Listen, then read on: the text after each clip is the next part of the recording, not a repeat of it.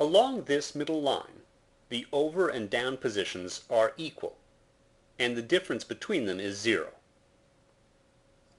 If we move away from the line, diagonally down to the left, then the over position decreases while the down amount increases, and the difference gets larger and larger.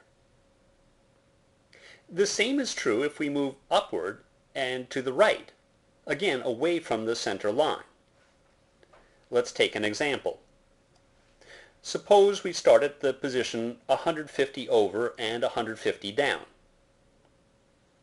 If we move, say, to here, that might be 160 over, the over position has increased, but only 140 down, the down amount has decreased.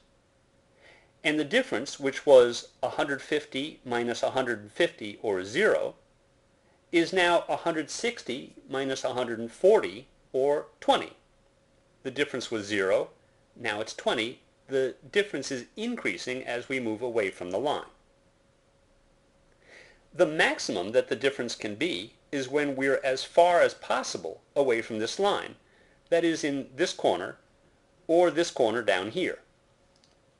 This is 300 over and 0 down, that's a difference of 300, and this is 0 over and 300 down, again a difference of 300.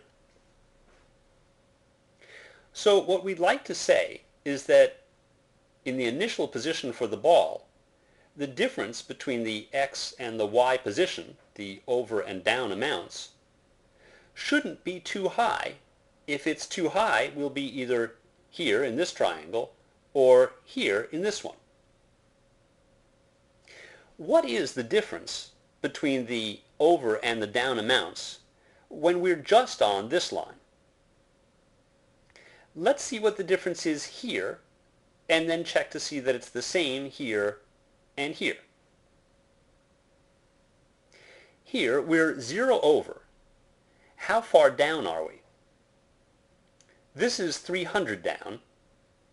This is 275, since the goal size is 25. And this is 25 less than 275, or 250.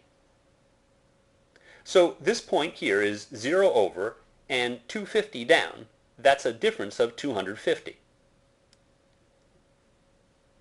Here we're 25 and 25 more, that's 50 over, and 300 down. The difference between 50 and 300 is again 250. The difference is the same here and here. As a last check, let's see what the difference is at this point. Here we're 300 minus 25, that's 275 down, and 25 over.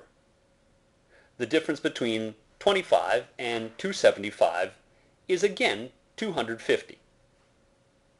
So we see that anywhere on this line, the difference between the over and the down amounts is 250. If we check along this line, we'll find just the same, 250. So now our will pass function is beginning to be a little clearer. Will pass should return true if the difference between the over and down amounts is 250 or larger. We'll write the function in the last part of this screencast.